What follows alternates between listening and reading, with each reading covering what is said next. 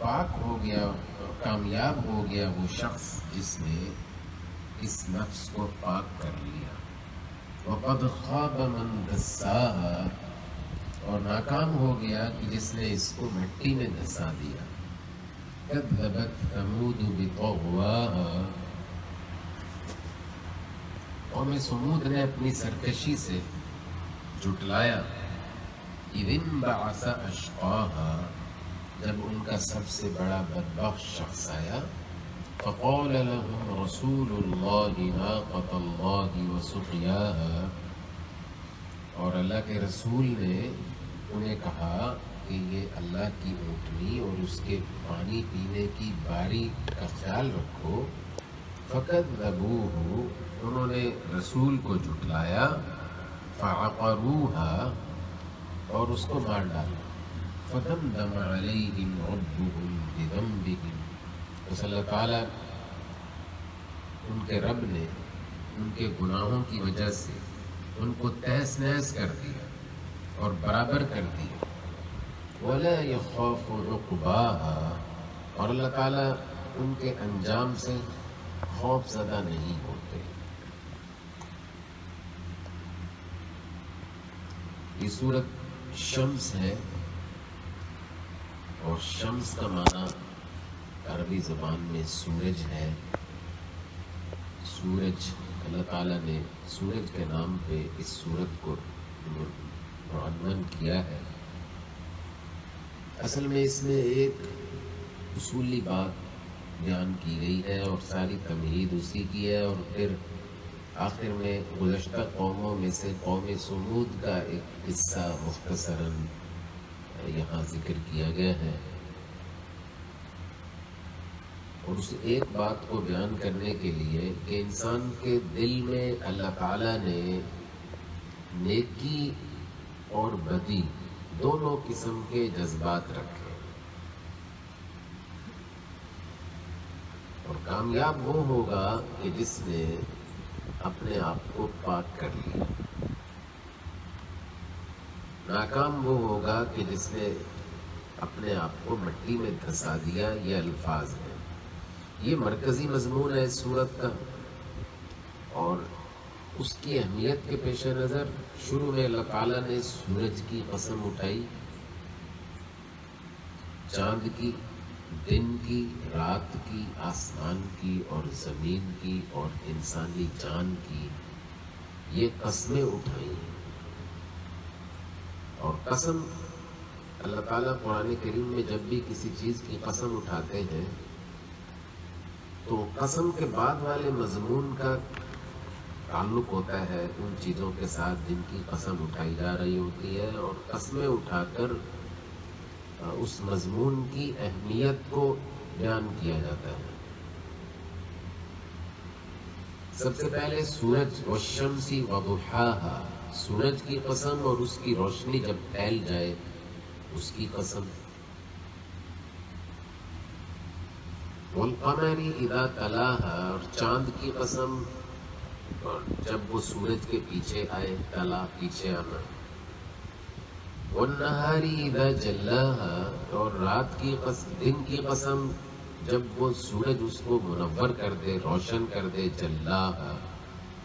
واللیل، رات کی قسم جب وہ یغشاها، ڈھانپ لے پوری طرح، سورج کو بھی ڈھانپ لے۔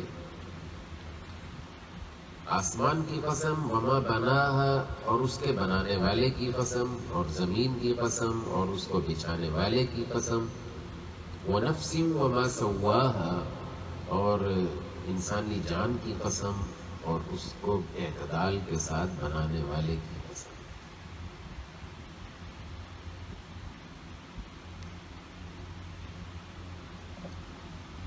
تو اتنی ساری قسمیں اٹھا کر کیا بات بیان کی؟ فَأَلْهَمَهَا فُجُورَهَا وَتَقْوَاهَا، یہ اس کا مرکزی مضمون ہے کہ انسان کے دل میں اللہ تعالیٰ نے نیکی، فجور، تقوی دونوں قسم کی صلاحیتیں رکھی۔ اپنے عزم اور ارادے سے، اپنے قصد سے یہ اس کو عزم تک پہنچاتا ہے اور کر گزرتا ہے. نیکی بھی کر گزرتا ہے، بدی بھی کر گزرتا ہے.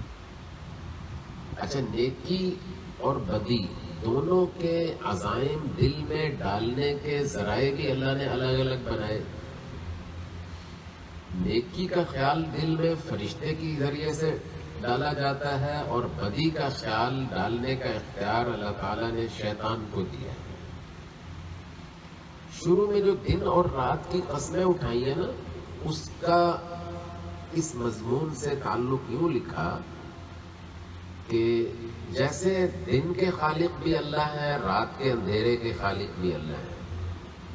دن کی روشنی کے خالق بھی اللہ ہے، رات کے اندھیرے کے خالق بھی اللہ ہے.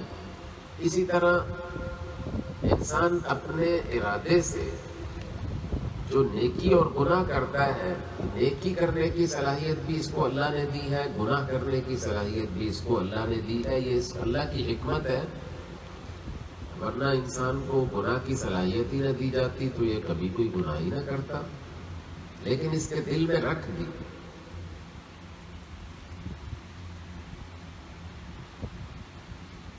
تو قد افلح من زکاہا، کامیاب وہ ہو گیا کہ جس نے اس نفس کو پاک کر لیا. پاک کرنے کا کیا مطلب ہے؟ کہ یہ گناہ کے تقاضوں پر عمل نہیں کرتا، بلکہ نیکی کے تقاضوں پر عمل کرتا ہے اور اپنے دل و دماغ کو اس نے اللہ کے نور کی تجلی سے منور کر لیا ہے. اس کے دل میں نیکی کا جذبہ بھی پیدا ہوتا ہے اور گناہ کا جذبہ بھی پیدا ہوتا ہے. یہ اپنے اختیار سے نیکی کے جذبے کو عمل دیتا ہے.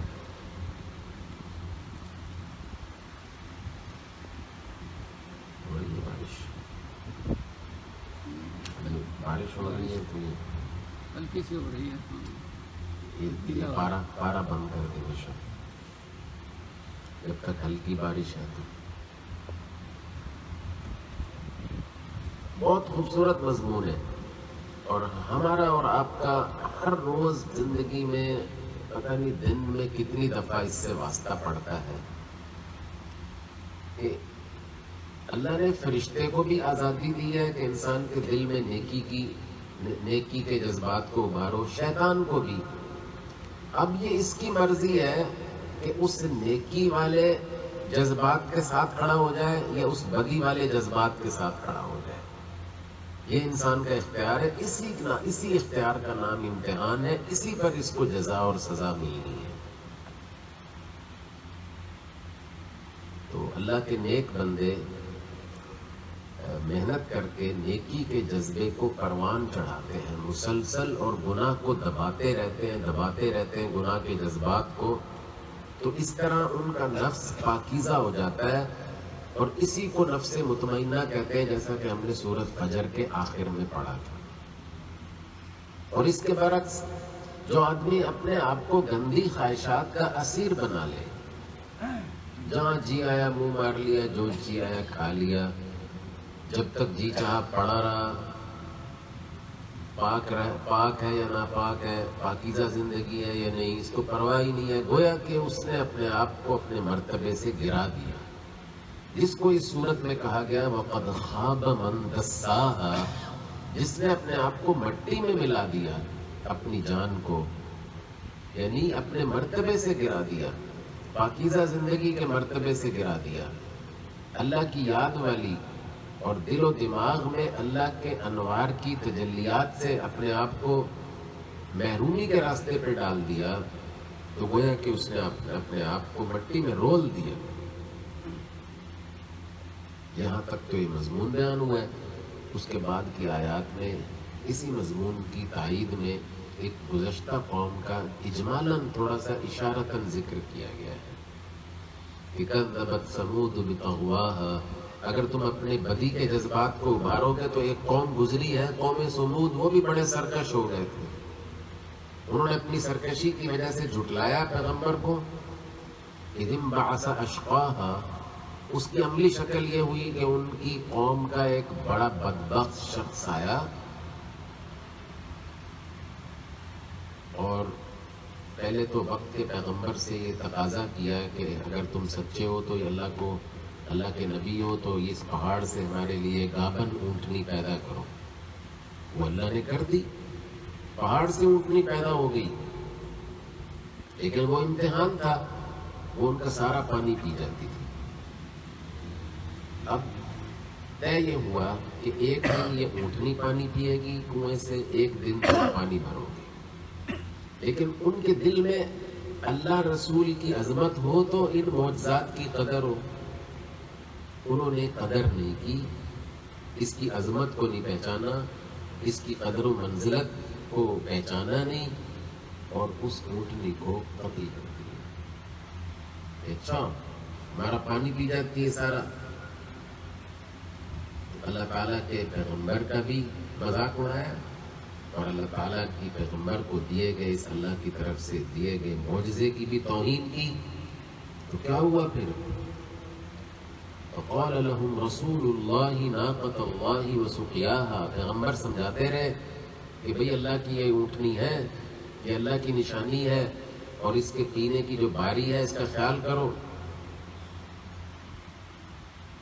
فقال لهم رسول اللہ ناقۃ اللہ وسقیاها فکذبوہ، انہوں نے نہیں مانی، جھٹلایا، فعقروها، اس کو کاٹ دیا، مار دیا۔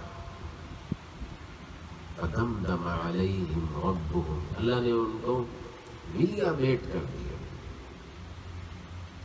دمدمہ، دمدمہ کا لفظی معنی جو ہے نا، انڈیا کے اوپر برتن رکھا ہوا ہو جیسے پریشر کوکر ہوتا ہے، اور پورے پریشر کے ساتھ نیچے آگ پوری طرح جل رہی ہو اور اچانک ایسے ڈھکن اوپر سے اڑے تو کیا کچھ بچے گا اس کے اندر؟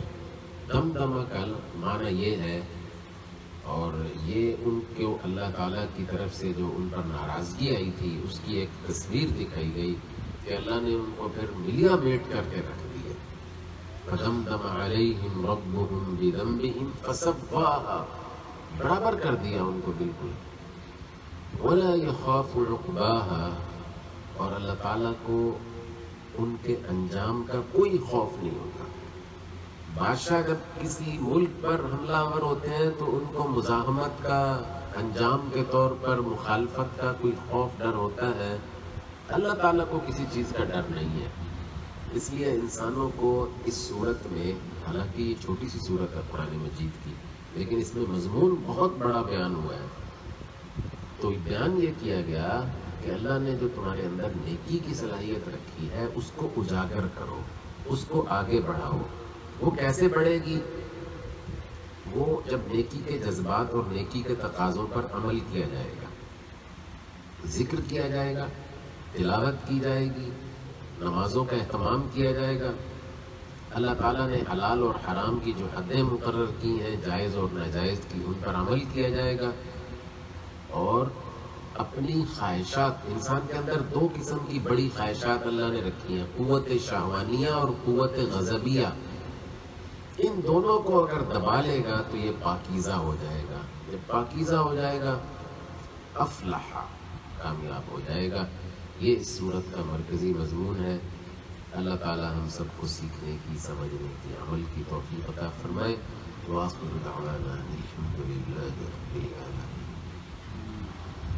الحمد للہ رب العالمین، والعاقبۃ للمتقین، والصلاة والسلام على رسول اللہ وآلہ وصحبہ أجمعین۔ ربنا آتنا في الدنيا حسنة وفي الآخرة حسنة وقنا عذاب النار، وصلى الله على حبيبنا سيدنا